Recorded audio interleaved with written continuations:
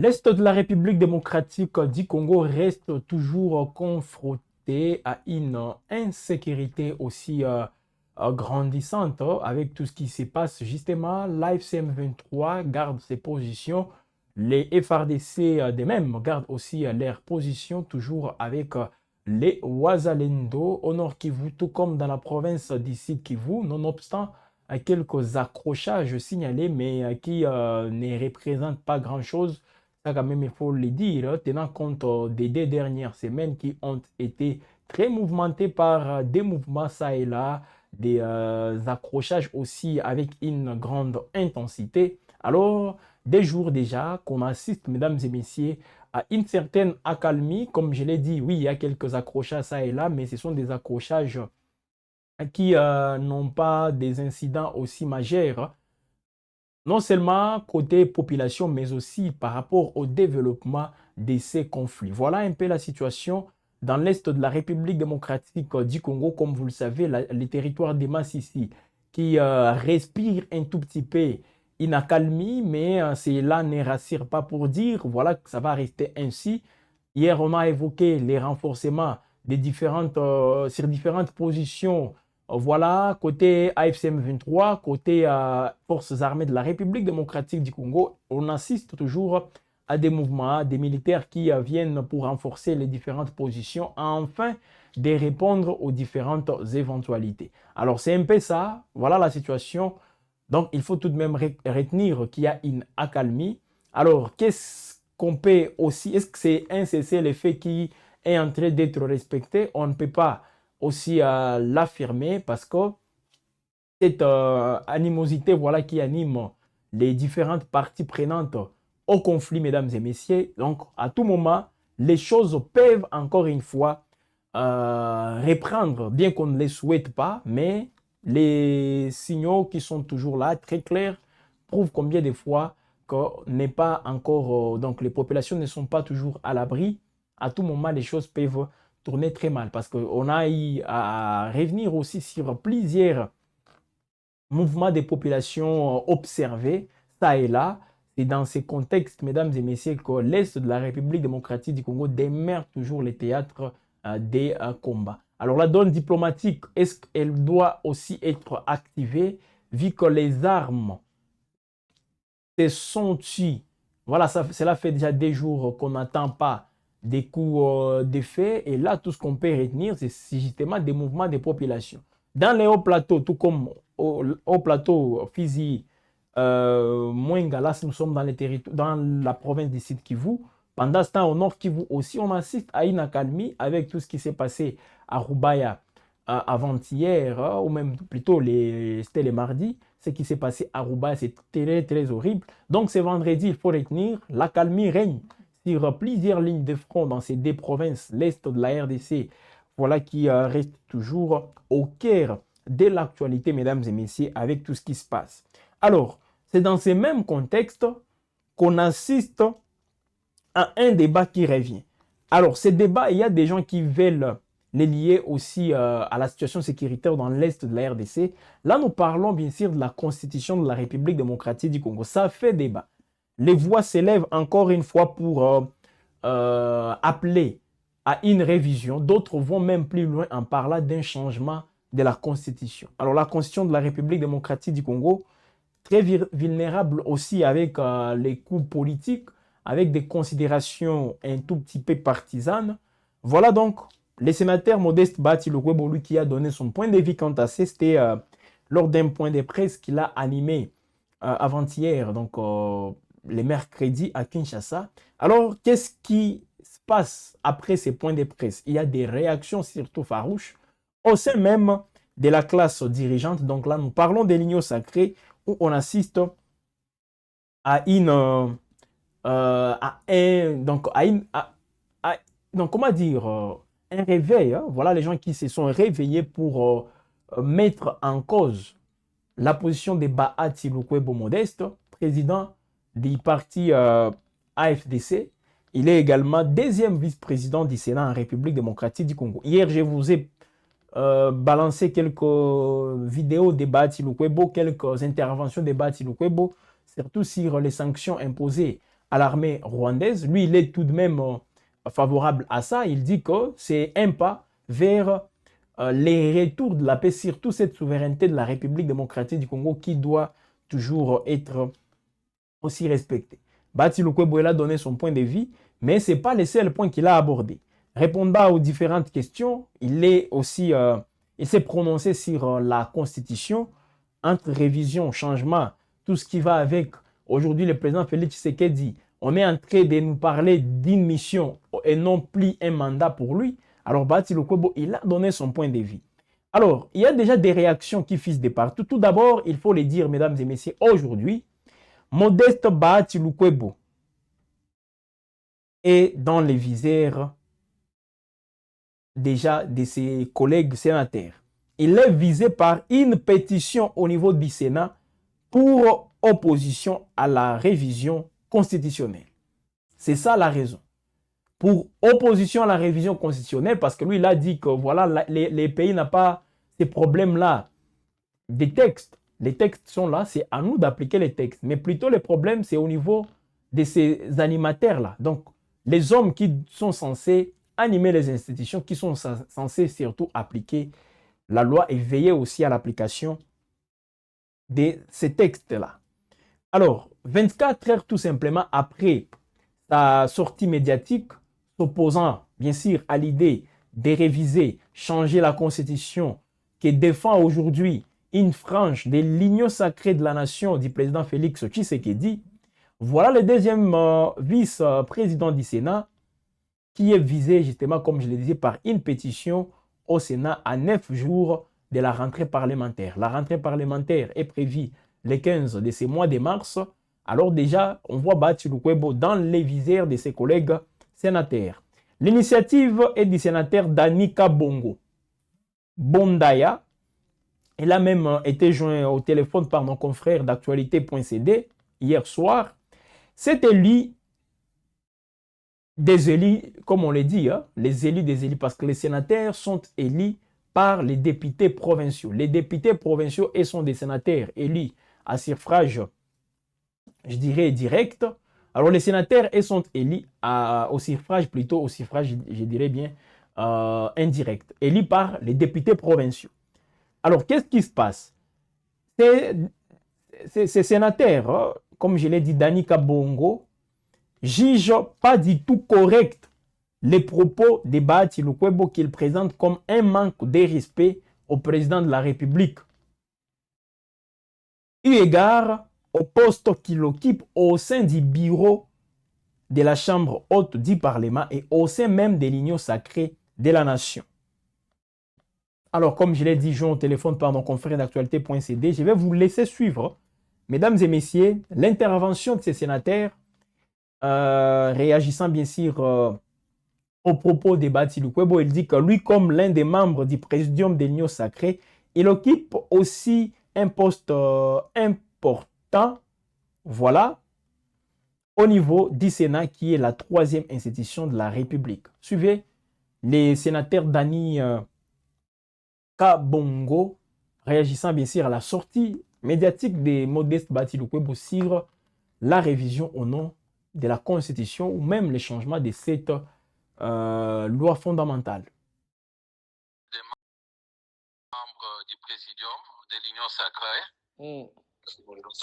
Et il occupe aussi une poste importante au niveau du Sénat qui est la troisième institution de la République après la présidence et l'Assemblée nationale.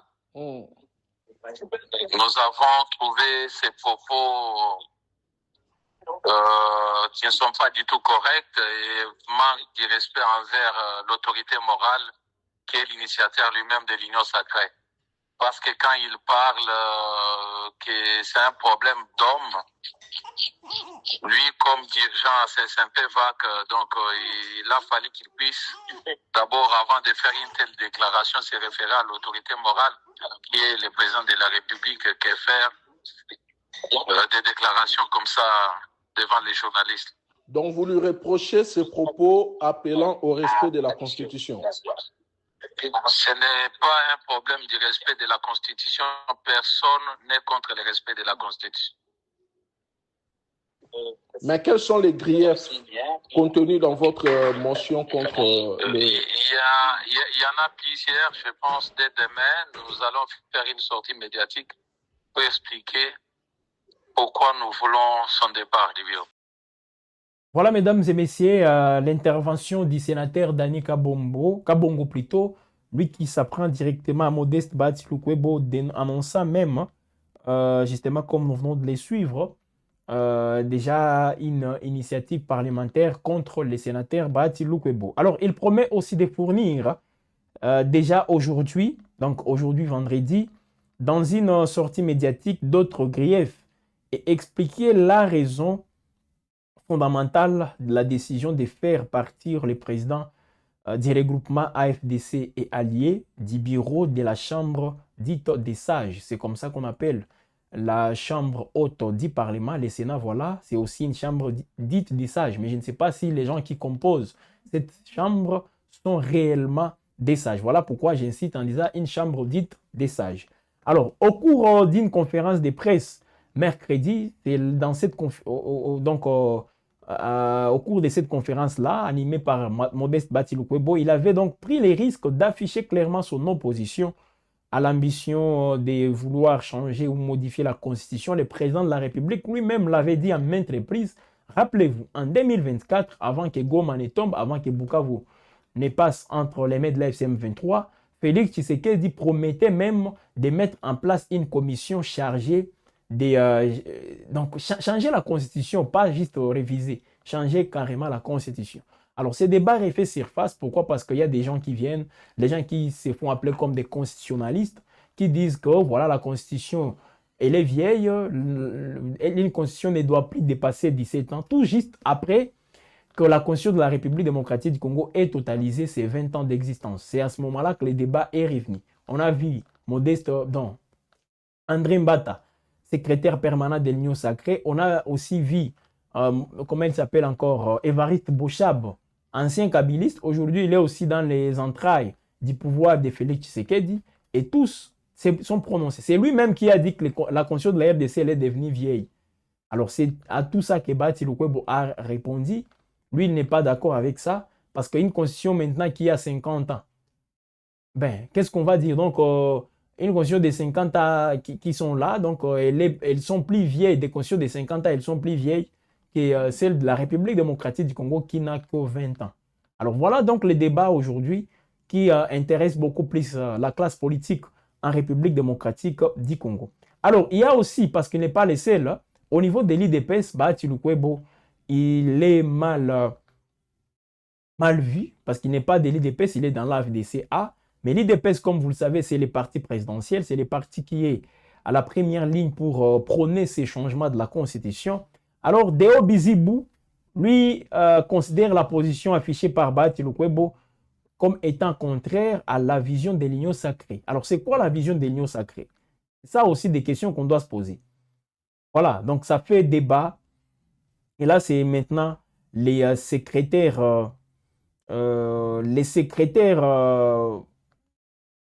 adjoint, hein, voilà, comme on l'a dit, de l'IDPS.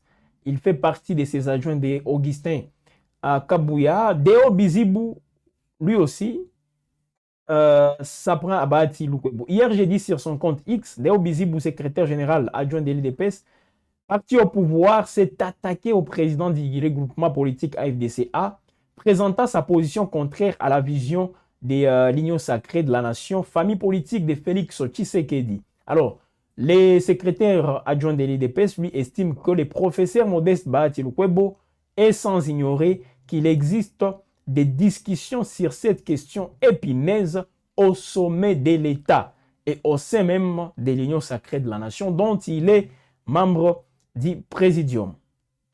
Voilà. Ça, c'est Deo Bizibou qui s'apprend donc à Batsilukwebo. Ces membres du cabinet du chef de l'État soulignent que, parce qu'il est membre du cabinet du président de la République, ne pas faire bloc dans les rangs derrière le commandant des troupes au front contre l'agression rwandaise ne peut être profitable qu'à l'agresseur Paul Kagame. C'est ce qu'il dit. Donc pour lui, le fait pour Batsilukwebo de s'apprendre ou de donner sa position sur les changements au nom de la Constitution, déjà c'est mettre donc Il n'est plus derrière les chefs de l'État dans ce qu'on est en train de voir aujourd'hui. Donc, pour faire face à l'agression, les Bahati Lukwebo n'est plus avec les chefs de l'État selon Deo Bizibu. Il insinue que tous les Congolais contraints de faire leurs initiatives dans ces contextes de guerre d'agression, ajoutant que ceux qui les doivent plus que tous, ce sont les populations d'Ikivu occupées et leurs leaders dont le sénateur Modeste Bahati Lukwebo fait partie. Voilà, c'était toujours cette conférence de presse de Bahati Lukwebo qui fait réagir toute la classe politique. Alors, la question qu'on doit se poser, toutes ces contradictions autour du changement de la Constitution, parce qu'il faut le dire, les débats sur les changements de la Constitution et surtout avec cette position ferme du président Félix Tshisekedi, il le disait même dans tous les meetings qu'il organisait, non, qui peut l'interdire, lui, comme garant de la nation, d'échanger, ou disons, de réfléchir, de prendre l'initiative sur la Constitution de la République démocratique du Congo. Ça, c'est Félix Tshisekedi qui le disait en 2024. Alors, à un certain moment, cette progression de la FCM 23 avait freiné ces projets. On l'avait mis un tout petit peu dans les frigos sans pour autant l'abandonner de manière définitive. Alors, le débat revient. Pourquoi? Parce que tout juste après que la Constitution totalise, après les 20 ans de la Constitution, ce débat revient. Oui, ça revient. Alors, et pourtant, nous sommes tous en train de voir tout ce qui s'est fait avec des collaborations avec les Américains. Alors, le pouvoir est entré dans un sens où on se croit, ou plutôt on est en train de penser qu'on peut faire tout ce qu'on veut parce qu'on collabore bien avec les Américains et personne, même la population congolaise, ne peut venir pour dire non, ne faites pas ça, non, on a besoin de ça, l'intérêt de nous tous, c'est ça. Ils ne veulent pas, en tout cas, ils ne sont plus dans cette lignée-là. Sur cette lignée plutôt. Alors, c'est comme ça qu'on est en train de voir encore beaucoup des mouvements, beaucoup de gens qui se lèvent encore pour animer ces débats du changement de la Constitution en République démocratique du Congo. Alors, nous, on est observateurs, comme on le dit tous les jours. Ce qu'on peut faire, c'est juste venir avec les faits et vous aider à mieux comprendre tout ce qui s'y passe. Voilà, vous pouvez vous exprimer, il n'y a pas de problème. Vous pouvez donner votre point de vue. Si vous êtes aussi pour les changements de la Constitution, je ne sais pas. Si vous êtes contre, je ne sais pas. Mais quand même, la parole vous est accordée pour que vous puissiez aussi vous exprimer. Alors, nous restons toujours mobilisés pour vous servir. WAB Info, c'est la chaîne au cœur de l'actualité en temps réel, mesdames et messieurs. Alors, ce qu'on peut tout simplement retenir, donc ce qu'on peut retenir pour aujourd'hui, c'est qu'il y a une accalmie sur les lignes des fronts.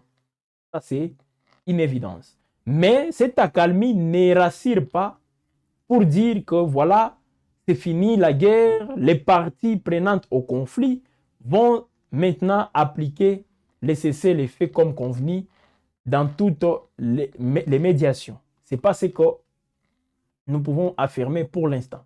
Mais c'est une bonne chose déjà. C'est déjà une bonne chose d'assister à toutes ces accalmies. Parce qu'il y avait aussi à un certain moment une progression des FARDC. Ensuite, c'est l'AFCM 23 qui est revenu pour récupérer aussi d'autres positions dans le territoire de Massissi. Voilà en gros ce que ça représente. Messieurs et dames, on est donc à la fin de cette production sur WAB Info. Nous disons tout d'abord merci à Faustin Mouhiwa qui nous a permis justement d'arriver chez vous de manière aussi, je dirais, acceptable comme vous le voyez. L'image, j'espère qu'elle est aussi impeccable. Merci à vous tous d'avoir été aussi nombreux en train de nous regarder. Partout, vous menez vos activités, mais vous nous avez accordé justement ce temps pour nous suivre. Ça nous fait énormément plaisir et ça nous motive encore pour vous servir en toute impartialité. C'est comme ça ici à WAB Info Télévision. Alors, on va donc se retrouver déjà prochainement, mais ne ratez pas d'autres programmes qui vont intervenir pour aujourd'hui. Les actualités chaudes, c'est à suivre aussi vendredi sur WAB Info. Voilà. À partir de 15h, 16h, vous pouvez donc suivre les actualités chaudes. 15h, 16h, là, je parle de l'ère de l'Est de la République démocratique du Congo. Il sonnera une heure de moins dans la partie occidentale de la RDC. Alors, il faut donc être toujours connecté. Ne ratez pas aussi d'autres rendez-vous, les décryptages, les tranches d'actualité dans nos éditions du journal. C'est comme ça qu'on va vous accompagner. Toute une équipe Web Info très mobilisée pour vous faire, pour vous accompagner ce vendredi, mesdames et messieurs. À vous de nous rester aussi fidèles. Abonnez-vous, activez la cloche de notification, aimez, partagez et surtout commentez. N'hésitez pas aussi de faire, de partager. Il faut aussi suivre toutes nos plateformes numériques, Web Info, la chaîne, comme je l'ai dit, au cœur de l'actualité en temps réel.